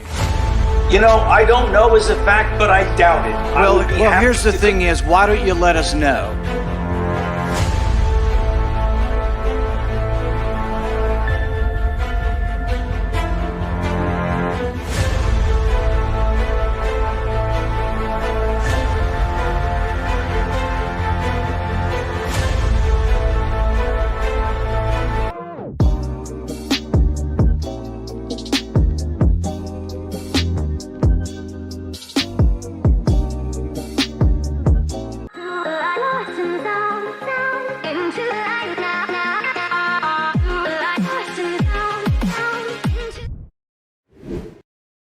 Good morning. It's 8:26, and you're watching the Wake Up America show with Austin Petersen. Boy, we've had a great show so far, don't you think so? Vance Ginn earlier, Trump's chief economist in the White House talking about the stock market and the Federal Reserve wanting to increase unemployment. And then we talked to Tahmineh Dehbozorgi about the violence in Iran. It makes you glad that despite all the problems that we have here in the United States, aren't you glad you live here? If you live here. If you're watching us from overseas, well, maybe you should move to the United States. Yeah, you can think about it. Send us a text at 573-319-1586. Again, you can text the show at 573-319-1586. Our commenters over on the live stream are having a good time. It looks like my multi-stream chat is actually working this morning. If you're watching this show versus listening to it later, sorry to all of our podcast listeners. Then you can see the live chat is up on the screen. And since we're multi-streaming, we've got YouTube comments, Twitch, Facebook, and everybody all pushed together there so we can see what everybody's saying. And it looks like it's finally working. Nice. We got the live chat. Like I said, I'm adding elements to the show every single day. I add some new sound effects, some new music, and I'm also looking for new guests as well. If you have a guest suggestion for this show, someone that you think would make a good guest for the Wake Up America show, someone that you would like to see on here, send me a text with their name and contact, if you don't mind, at 573-319-1586. Also, I wanted to remind you that at the end of this week, we're going to be giving away the wooden sign that's here behind my head. The Wake Up America show has a giveaway, and if you are a monthly supporter of the show, then you are automatically entered. If you can't afford to support us monthly or you're just not ready yet, totally understand. You can get a free entry by heading over to ap4libertyshop.com and giving us your email over there. And you're going to get emails from me whenever we got a new product in the shop and things like that. So in order to get a free entry, all you have to do is head over to ap4libertyshop.com this morning, and you're going to get a free entry for the awesome big wooden sign. And, after that conversation with Tahmineh Dehbozorgi, don't you think that the Second Amendment is more necessary than ever? Yeah, tyranny is man-made, freedom is natural, and shall not be infringed. I tell you, having those kinds of conversations just reminds me of why it is so important for us to protect and preserve and defend the Second Amendment right. One of the things that Bill Maher didn't say in his rant that we were talking about earlier, and I'm going to try and play a little bit more of it after my interview with Justin, is he did when he was talking about things that the left, hates about our American traditions. He was talking about what the Republicans hated about American traditions as well, but he didn't say the Second Amendment. He didn't talk about how if the left doesn't love our Second Amendment rights, maybe they should go to hell or get out, right? That was another, I think, a bridge too far for Bill Maher to cross. Anyways, I got to go to a commercial break. And when we get back, we're going to talk to my brother, Justin, about that Canadian shop teacher with huge tracts of lands. Yes, all that and more on the Wake Up America show at wakeupAmericaShow.com. Hello, my name is Kelvin. Welcome to Frenchy Bush. This is my Didi's website, and I've decided to speak to you with my real voice for the first time ever to tell you about how cool Frenchy Bush is. But I've decided that this is the perfect opportunity to share with you. Frenchy Bush is a good website. You should follow us on socials. If you like Frenchies or any kind of bulldogs, me and my new brother George are going to try to make your life more fun. Hello, I'm George. My neck isn't really thick yet, but it will be. We are so glad you're here. Please ignore my floating eyeball. It helps me spot predators who might be approaching from the sides. Didi made Frenchy bullshit to review things that he uses on me and my brother to tell you if it's good or bullshit. Take this collar, for example. Didi really likes it. Didi said it's really handy because us Frenchies got thick necks. Need something really tough. People think Frenchies are little, but if you look at us from below, you can see we are really pretty buff. Beefcake. Yes. Look at my creamy thighs and chest. Yes. You like that? Big brother, please focus. Frenchy Bush. Please follow us for more great content and read the Frenchy Bush blog for more fun and cool stuff.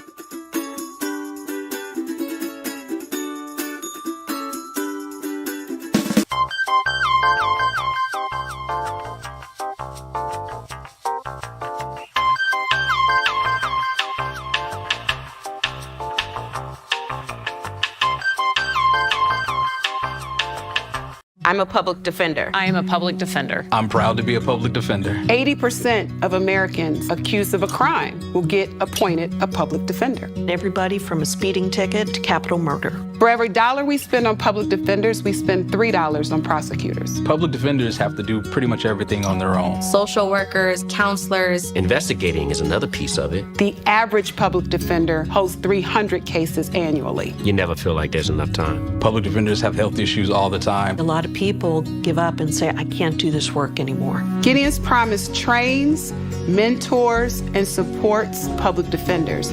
There are a lot of people who say that they would not still be public defenders, but for Gideon's Promise. It's fueled me to continue on in this fight. Gideon's Promise has changed the face of public defense. People see us as troublemakers. Good trouble only. We don't make it easy. It should not be easy to take away someone's liberty.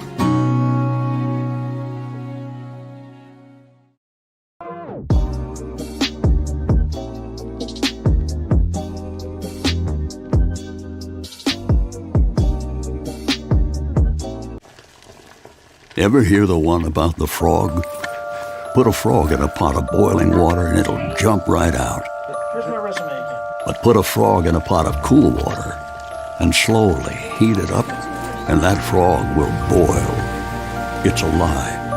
But as a metaphor for us and all that we go through as veterans, real-world experience. it's a story that rings true. We make excuses for how we feel. We push everything down. We tell ourselves the lie that it's easier to stay in that boiling water, to disconnect. And some days, maybe it is. But you've never been interested in easy. Make no mistake, reaching out is hard. Do it anyway. You're not alone. You've got this. You are not a frog. Find resources at va.gov/reach.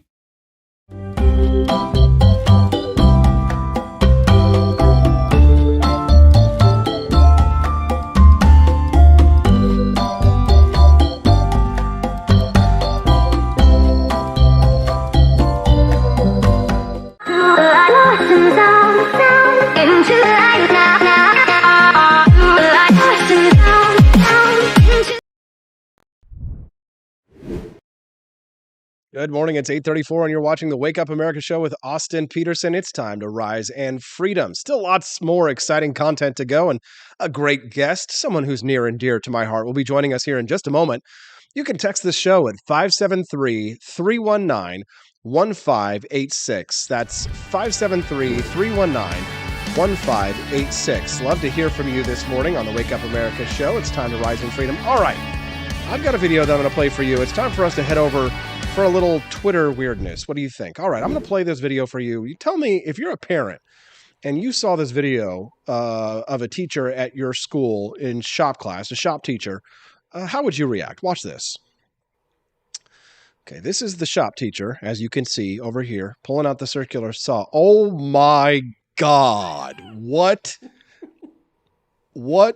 in God's green earth is going on? How is she avoiding? Oh my God, what on earth is this? Well, it's a Canadian shop teacher with gigantic, huge, massive, well, I don't know if I can say it without getting demonetized or shut down on social media. Maybe I'll just let my brother say it. My brother, Justin Petersen, joining us now to discuss on the line. Good morning, Justin. Thank you so much for joining us. Thanks, Og. Austin Wade Petersen, you have me on this morning to talk about boobies. Giant boobies, yes. Yeah, well, Justin, it is a little bit weird, don't you think? I mean, come on. Like, it almost feels like a troll, doesn't it? Well, I mean, that's what, I think everybody, when they first saw it, that's what we all thought. I mean, everybody was like, this can't be real. I mean, this has now gone into the absurd, right? Where it's like, okay, this is silly. This is very silly. But I think what you were saying, the point is that I think we're all being triggered, all of us, whether you're on the right or the left or wherever you are. It's like, this is a, I mean, it's one thing. Troll, I mean, it's right? one thing to be triggered, Justin, but I mean, like, right. how could you not be triggered I mean, like, it's not just like you had a boob job here. We're talking about like enormous, massive, not even porn star. We're talking about the biggest boobs that I've ever seen, and I've seen a few. It's like double H, right? Double H. And I don't even know if that's a thing. Double Z. But like, yeah, it's not just that. It's also the erect nipples, right? It's like the erect nipples through the shirt. Like, it's like, girl, you got some headlights. What's happening with this? I mean, yeah, but I mean, like, here's the thing. If you were, I saw a cartoon that illustrated this very well. They'll tell a little, girls that are in middle school and high school, they'll tell them that they can't wear spaghetti straps because it's too revealing. But they will allow a teacher to do something like this. I mean, isn't this a little bit of hypocrisy?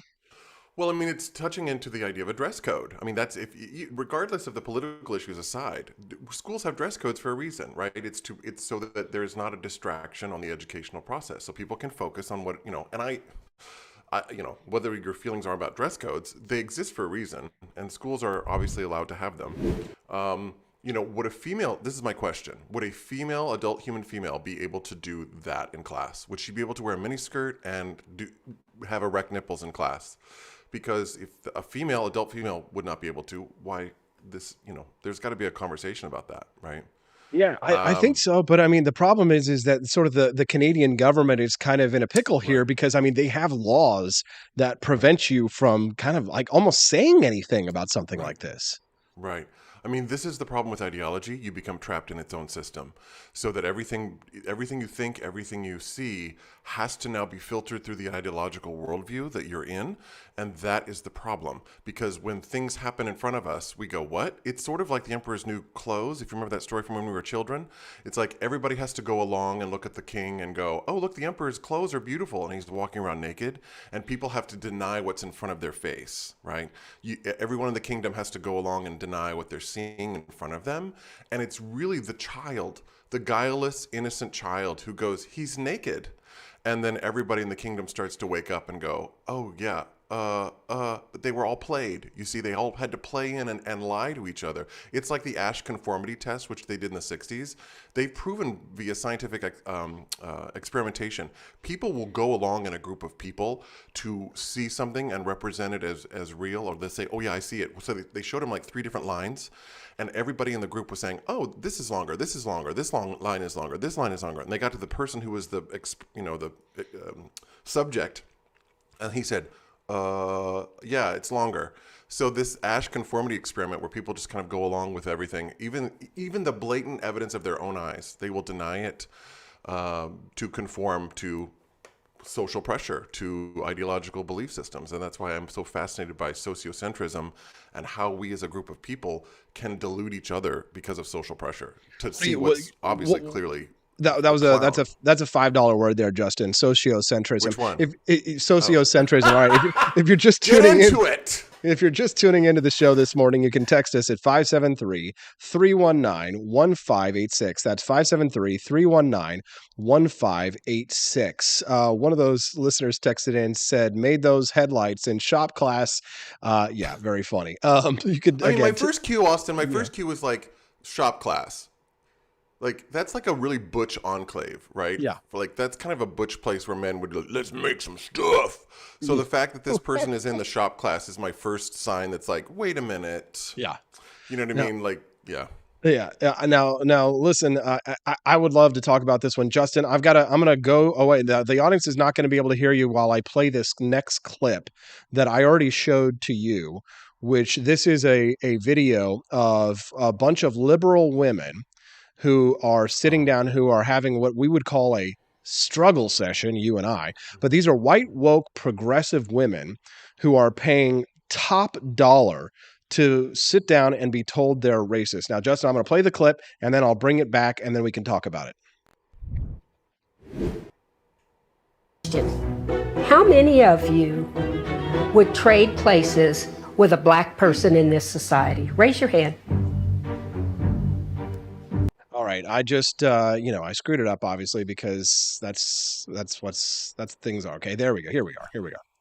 Let me ask you a question. How many of you would trade places? Let me ask you a question. How many of you would trade places with a black person in this society? Raise How your many hand. of you would trade places with a black person in society? I don't know the answer to that. Well, it's yes or no. How many of you would do it? I know I wouldn't. I mean, I dated a Hispanic, very dark. No, I'm not talking about Hispanic. The question is, But I was going to have children, so I spent many years thinking of myself of having very dark-skinned children. question is, how many of you would be willing to trade places? How many of you would trade in this places society with a black person? Look at their faces. I would. Okay. I'm not saying there's not racism. Liars, liars, liars. I think I would, Justin, these liberal white females, they are going to be the death of our society. I mean, it's a gotcha question at the end of the day, isn't it? I mean, because it's not a question that Would you aims trade, to get would at you, truth. yeah, but would you trade places with a black person in American society? Depends on the black person. My answer to that would be probably in our current climate with everything that's going on. I would be like, it would depend on where I live. That's a You're trying to get a multiplicity of job. Factors. It would be a multiplicity of factors, right? Well, you work in academia, so I mean, if you're trying to get a job in academia, sure, or in the media, sure, it depends, right? So, but I mean, I think the question is a Kafka trap. At the end of the day, I think it's a Kafka trap.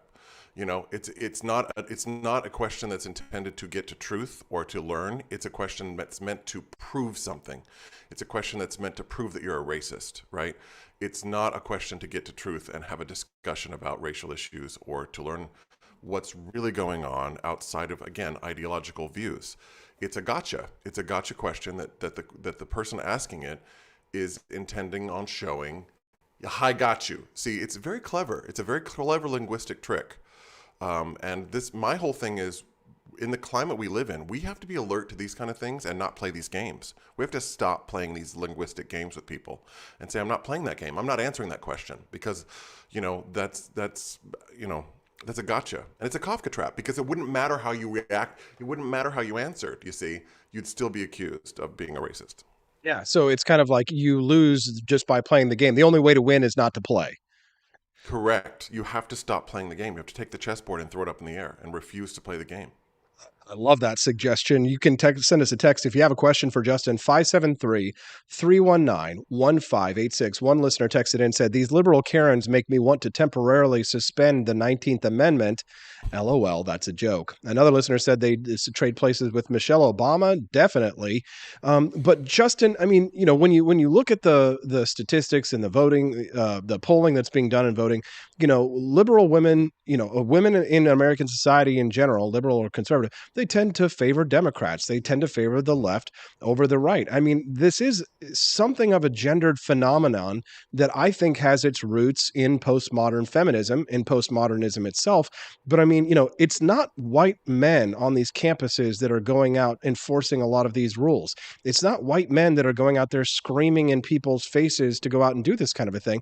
There is a bit of a gendered question here on this one. And I mean, I would love to be colorblind and I would love to be gender blind, but the fact is Justin, is that, as a man in American society, it feels as if women have 2 votes and we have 1 when we're allowed to speak at all. So, there is a bit of an authoritarianism that's coming out of this postmodern feminism that I think is encouraging this. And that's where a lot of these problems with, the trans shop teacher in class, that the boys in those class are laughing their heads off and the girls are giving them the scolding, disapproving looks. This is largely a female phenomenon. Well, I often say we're going to yes queen ourselves into the apocalypse. Right? Like, yeah. Like Yes. literally we're just going to yes queen ourselves into the gulag. But I mean, like, this is what happens, when there's been an overcorrection from a patriarchal society into a matriarchal society. And, you have, where you value feelings over facts. It's not even that, because a matriarchal society would center itself on the family. And what I have seen of what this argument about patriarchy, at least from hyper-feminist, people, is they don't want to get rid of the patriarchy. They want to control it. And that's different, because if they wanted a matriarchy, they would go back to family and be family-centered. And, the environs of the home life, which is the mother, right? Yeah. But I mean, go into more modern detail. Feminism doesn't like motherhood. I mean, you don't see them talking about moms. Yeah. They don't include mothers in their, and then now they're talking about articles about, women who have gotten into their 30s and they're like, I did it all, but then I realized I couldn't have it all because I don't got no kids. And, this idea of selling, that. I'm like, and I'm not saying women have to sell. No, it's because, because we're told we have trade-offs. You know what I mean? The way that we're raised is that, if you choose this career, then you're going to have to put off this. If you choose that, you're going to have to put off this. But I mean, women have been sold a bill of goods that they can have it all, Justin. And the fact is that, that's not real for anybody. Nobody can have it all. We all have trade-offs. Correct. I totally agree with that. Agree with that. Yeah. If you're just texting into the show, you can send us a text. If you're just listening in, you can text us at 573-319-1586. Go on, Justin. You were going to say something? No, I was just going to say, coming back to the shop teacher, it's obviously comical. And, there was that article or that thing you sent me about it probably being a troll. Couple things. One is that, one of the things we learned in the early days of the forums online is don't feed the trolls. Right. And I think that's when people knee-jerk react to things, they go, they're actually feeding the troll. Don't feed the troll. Stop feeding the trolls. And the second thing is that stuff like this that we're seeing with this teacher, it's actually bad for trans people at the end of the day, because what it does is it makes a mockery of them as human beings, and it literally destroys their dignity as human beings. And if there's anything that I've seen in the world happening in the past several years, it's that these minority groups are being used as cannon fodder for political ideologies. And gay people, lesbians, trans people, they're all being held up to push political stuff, regardless of whether or not they go along with it. So, things like this are bad for trans people, and they're also bad for women. So that's my sort of take on the whole situation. It's bad for trans people who want to live their lives with dignity and respect and freedom and liberty in the United States of America. That's a really great point, Justin. And I promise you, that's the kind of point of view that you are not going to hear on any other show. You can't get that kind of a POV from any of your typical left or right, conservative or liberal talk show that you're going to watch today. You can only get that kind of point of view here on the Wake Up America show. Justin, have you been enjoying the show so far? It's been exciting. Oh, yeah, it was great this morning. weeks. I really got into it. I loved your guest. I love the Iranian lady, Tahmineh. Tahmineh. Fantastic stuff. It's been a really great few weeks since we got kicked off. And Justin, we've been happy to have you as a regular guest. We're definitely going to have you on every week. So thanks so much for coming on. And I love your live stream thing that's working out. It's looking good. Yeah, it's all starting to come together. Justin, you're my brother, and I love you very much. Have a great day. I do.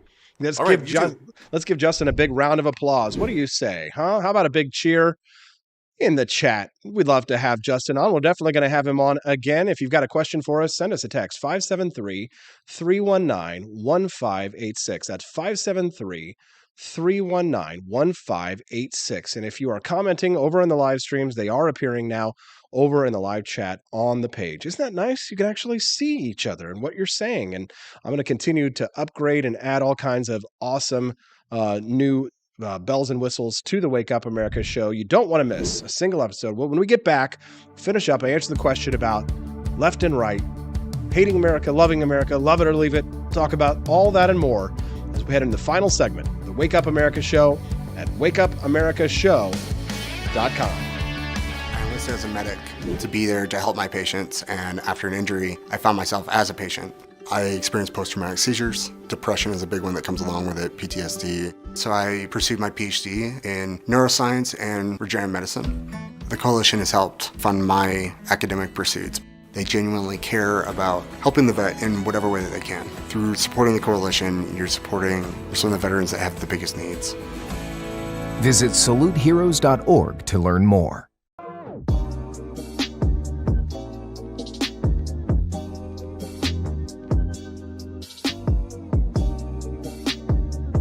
If there wasn't going to be somebody who was a fiery champion of liberty, somebody who would get out there and who would be aggressive, and if they wouldn't do it with more fire or passion than I had, then I would go and I would fight this battle for us. I've fought for the principles that we all share. Parties tend to be secondary to me. We're here because we believe in the principles of liberty. I am not a perfect messenger, but I think I'm a damn good one. This is a replica of our first president's flintlock pistol. You have my full support, my respect, and my gun.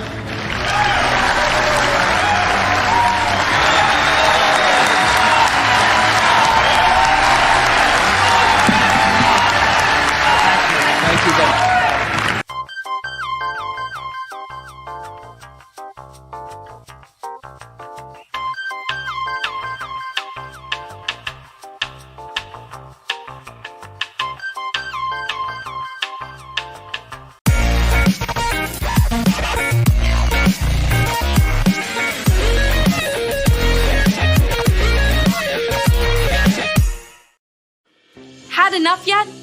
Do facts no longer matter? Are lies to be encouraged instead of punished? This is not our inheritance. If truth no longer matters, we will not remain free for long. This is our generation's challenge, to defend our founders' hope that we the people could self-govern if we defend our right to get the facts. And right now, we're building the only defense of free people have, the facts, on every politician, every position they held, every statement they've made, every vote they've made, and any cash they've taken. It's the real history on those now pandering for your vote. There are hundreds of young people building our defense right now, and they need your help. We all have our passions, but as our ancestors knew, when events become so foul they threaten us all, we must stand and defend each other. Please, have our backs. Join us at votesmart.org.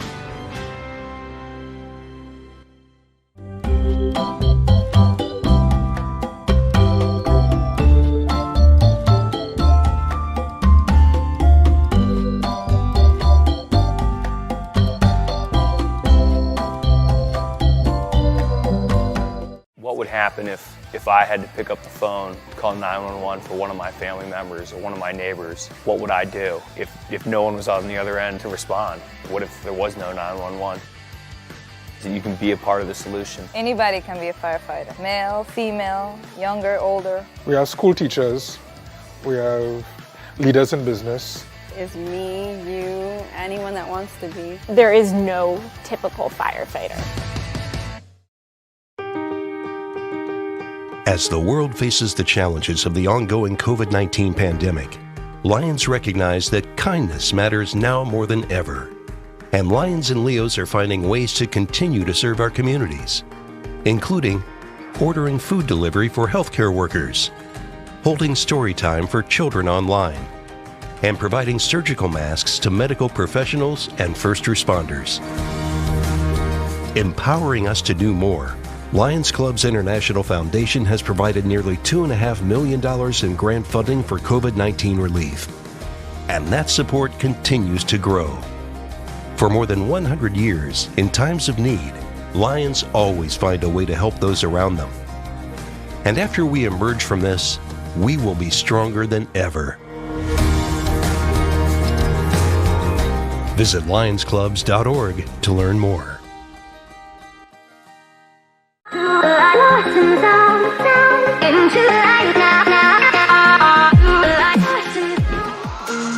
Good morning. It's 8:55. Rise and freedom. Happy Monday. Thanks for watching the Wake Up America show with Austin Petersen. So, I gotta tell you, I feel so great today. I hope that you feel good too. And if you're in the path of the hurricane that's coming up the coast of Florida, I'm wishing you the absolute best. Hope you stay safe. My thoughts are with you. Putting this show together has been one of the biggest challenges I've ever taken on in my entire life.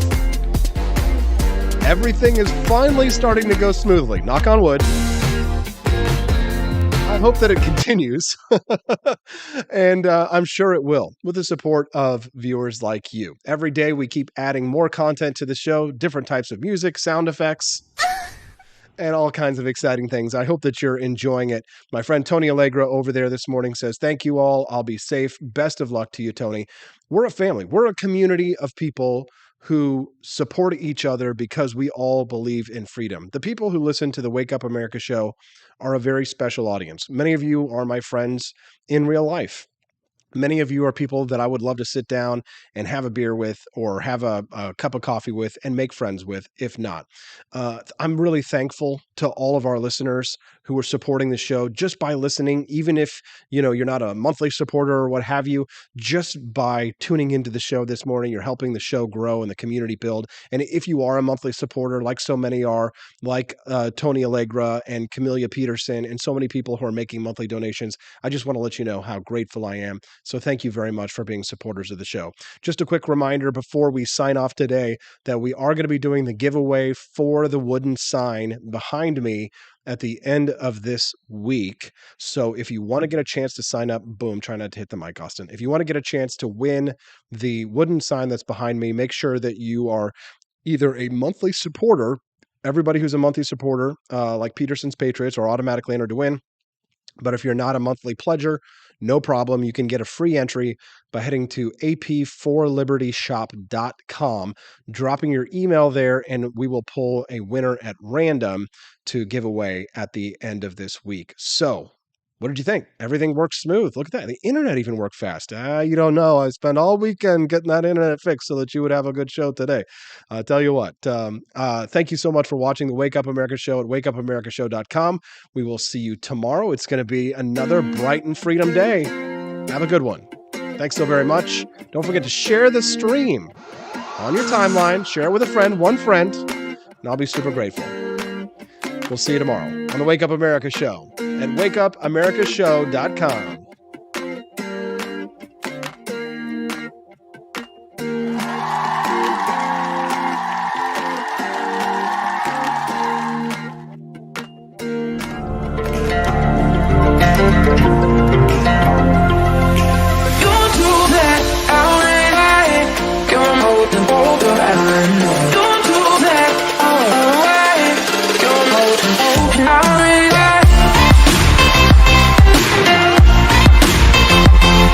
It's morning again in America.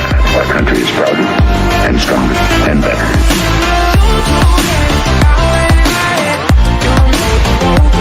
I like shooting things, but whenever I can't shoot something, I like to cut things. My life isn't all about shooting and stabbing and cutting, though. Sometimes I have to do actual work, but when I work, I still like to have fun. And there's nothing less fun than trying to cut with a crappy knife. Thankfully, from the ancient sect of Christian knights, who also loved cutting and stabbing, comes a new implement that has received my personal blessing, the Templar knife. Like the ancient sword of Excalibur, you don't choose a Templar knife, it chooses you. You just decide what kind you want on the website first, however, and then order it online, and then it chooses you. The Templar knife comes in a variety of shapes. As a man of culture and taste, I have decided I will never use a terrible knife again. And thanks to the inspiration provided by this excellent product, I have decided to launch a new crusade against anyone using less than superior knives. Join me, brothers and sisters, by visiting uppercuttactical.com/pages/Templar-knives. That's a lot of slashes. For that, you'll need a Templar knife. For 10% off, use code AP4Liberty and join me in a quest for glory, for liberty, for Christendom, for the Templar knife. Get yours today. Fire.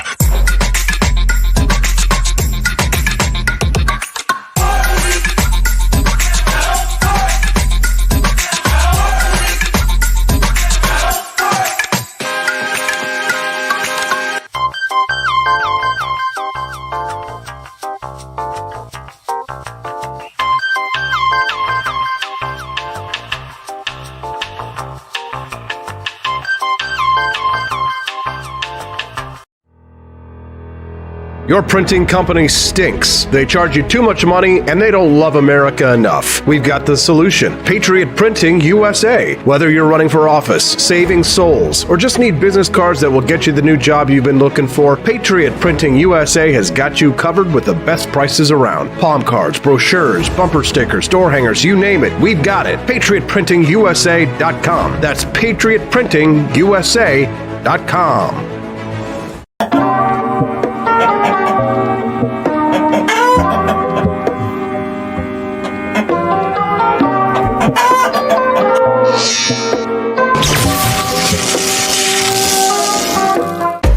Want an engaging website to boost your business?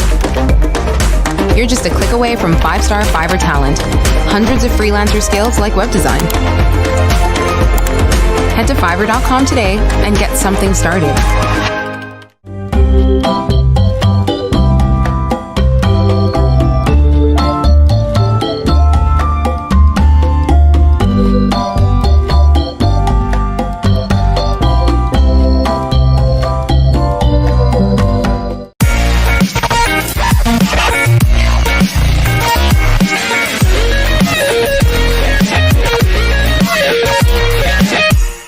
Average Americans are turning into conspiracy theorists at an unprecedented rate.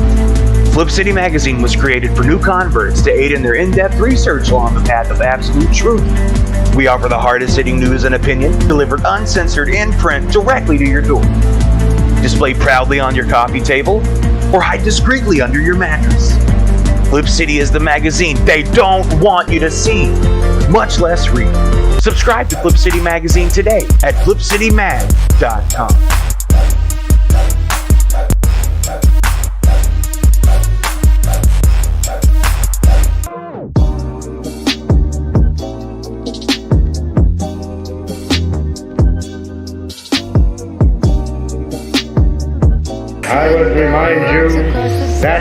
extremism in the defense of liberty is no vice. It is better to settle these matters in the courts than on the streets, and new laws are needed at every level. But law alone cannot make men see right.